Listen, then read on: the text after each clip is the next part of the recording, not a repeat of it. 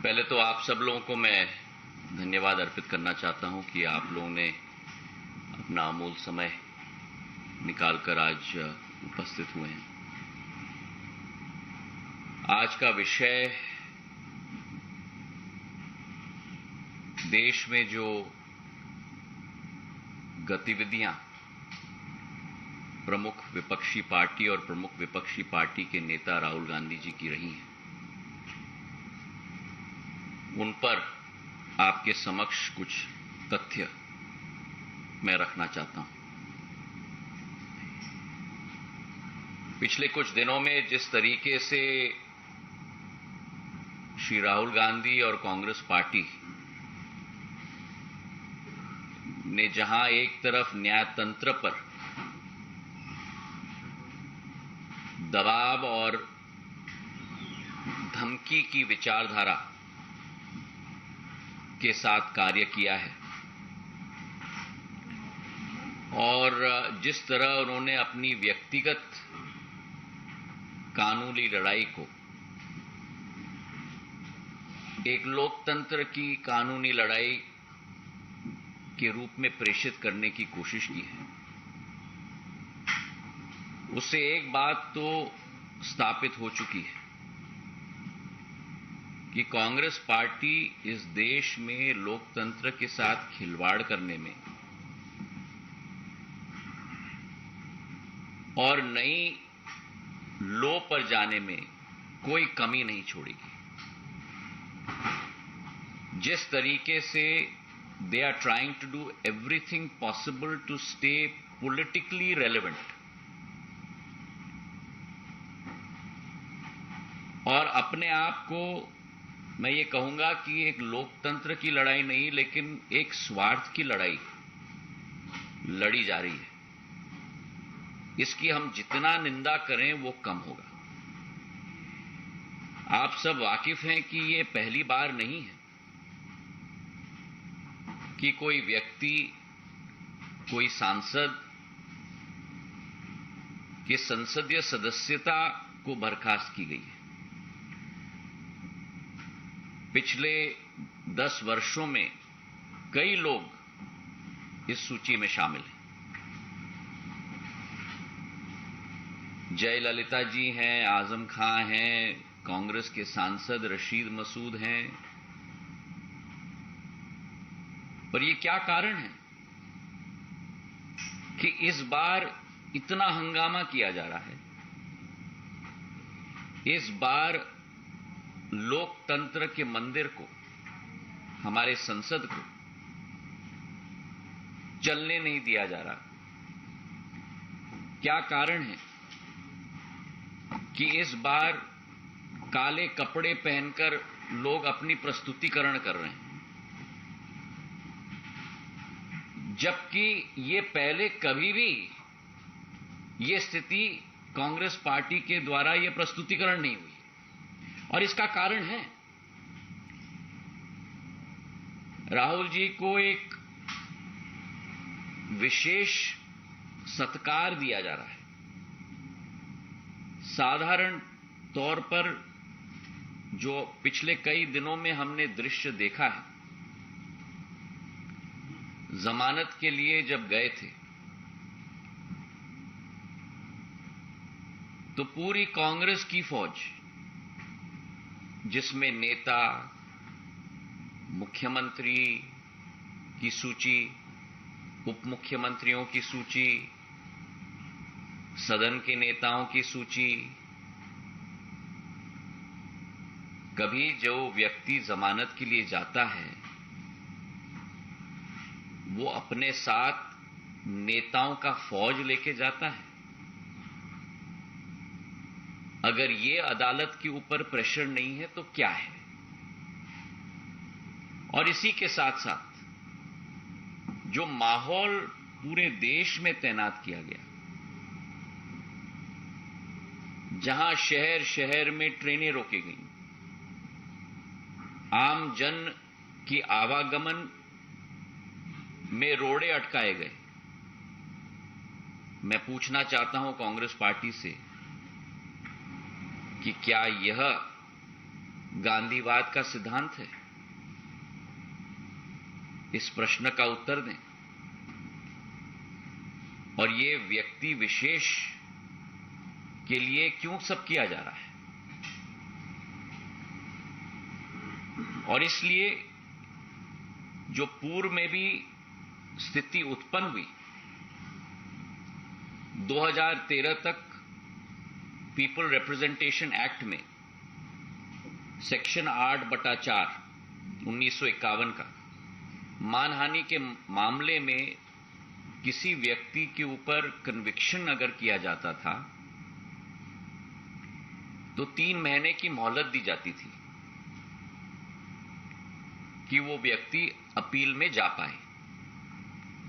लेकिन 2013 का supreme court का जो आदेश रहा lily Thomas versus union of India के केस में, कि कोई भी व्यक्ति जिसके विरुद्ध सुप्रीम कोर्ट का एक कन्विक्शन का आदेश हो, तत्काल उस व्यक्ति की संसद की सदस्यता बर्खास्त की जाए। इस वर्डिक्ट के बाद जब कांग्रेस पार्टी की ही शासन केंद्र में थी और तत्कालीन न्याय मंत्री कपिल सिब्बल जी ने प्रधानमंत्री जी के उस तत्कालीन प्रधानमंत्री जी मनमोहन सिंह जी के आदेश के आधार पर अध्यादेश निकाला था, उसी अध्यादेश की जब प्रस्तुतिकरण की जा रही थी तब उसी समय राहुल गांधी जी ने कहा था कि इस अध्यादेश को फाड़ के कचरे के टोकरी में फेंक देना चाहिए। तो फिर आज मैं पूछना चाहता हूं, यह हिपोक्रेसी क्यों है? इसका जवाब कांग्रेस पार्टी को देना होगा। और इसी के साथ जो अत्यंत आश्चर्यजनक वाक्य रहा राहुल गांधी जी के द्वारा कि मैं गांधी हूं और गांधी कभी माफी नहीं मांगते, और इसी के साथ साथ जो कांग्रेस की विचारधारा और कांग्रेस की नीति सदैव रही है कि जहां पार्टी के वरिष्ठ नेता, संसद के उपनेता ने संसद में कहा कि गांधी परिवार के लिए न्यायालय में अलग नियम होने चाहिए, ये इस बात का प्रमाण है कि कांग्रेस पार्टी के लिए कुछ लोग फर्स्ट क्लास सिटीजन्स हैं और आप और हम सारे के सारे थर्ड क्लास सिटीजन्स हैं। जो अत्यंत दुखद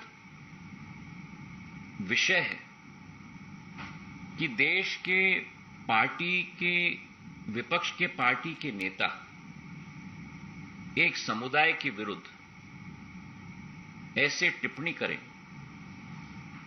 कि पूर्ण समुदाय चोर है, उस समुदाय को अपमानित करें, हमारे पिछड़े वर्ग को कलंकित करें और उसके बाद ऐसे वक्तव्य दिए जाएं। मैं मानता हूं कि जिस कांग्रेस पार्टी ने पिछड़े वर्ग को कलंकित और अपमानित करने का काम किया है, जिस कांग्रेस पार्टी ने हमारे सैनिकों की वीरता पर प्रमाण मांगा है, जिस कांग्रेस पार्टी ने यह वक्तव्य दिया है कि हमारे सीमावर्ती इलाके पर चीन के द्वारा हमारे सैनिकों की पिटाई हुई है,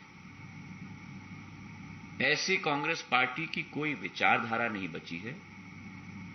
ऐसी कांग्रेस पार्टी की केवल एक विचारधारा बची है और वो विचारधारा है एक देशद्रोही की विचारधारा और देश के विरुद्ध कार्य करने की विचारधारा। बहुत बहुत धन्यवाद। Sir, Mohit Desai from Times Now. So we have seen that how the Congress party is raising this issue, and you have also stated that how they are wearing black clothes and they are protesting, and the Parliament is not allowed to function, sir. Now today, being the second last day of the session, how do you see today's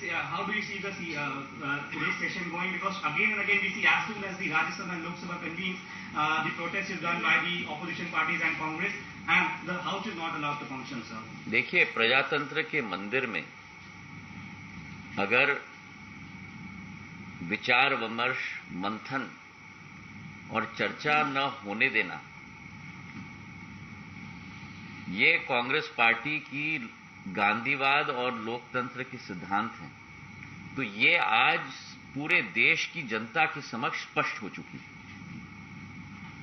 और दोबारा मैं कह रहा हूं कि ये लोकतंत्र की लड़ाई नहीं है,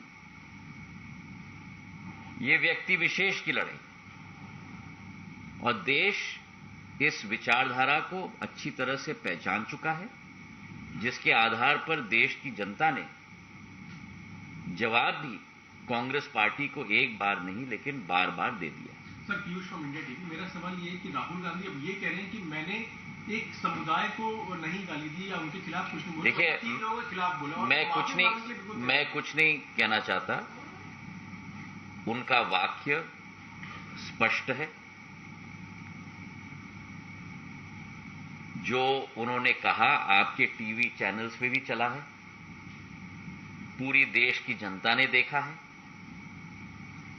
और जो अदालत में उनके वकीलों के द्वारा स्टेटमेंट भी पेश की गई है, अगर आप उस स्टेटमेंट को पढ़ेंगे तो आपको भी आश्चर्य होगा। उस स्टेटमेंट में लिखा गया है कि जो देश के बड़े नेता होते हैं उनके द्वारा कभी कभी भाषणों में जो मन में आए कहा जाता है, पर उनकी स्टैंडिंग होती है, तो स्टैंडिंग के आधार पर कंटेंट को नहीं देखा जाना चाहिए, लेकिन टोन और टेनर को देखा जाना चाहिए। तो आप बताइए मुझे कि इस देश में एक हमारे पिछड़े वर्ग के विरुद्ध अगर कोई वाक्य या कोई उपदेश दिया जाए तो क्या उसे सहन करना चाहिए? और क्या अगर गलती की गई है तो माफी मांगना इतनी बड़ी बात हो गई? माफी मांगने से व्यक्ति छोटा नहीं होता, पर कई लोग और कई दलों की यही विचारधारा है कि वे इस देश के ऊपर हैं, और जनता ने उनको अच्छी तरह से जवाब दे दिया है। बहुत बहुत धन्यवाद। Thank you.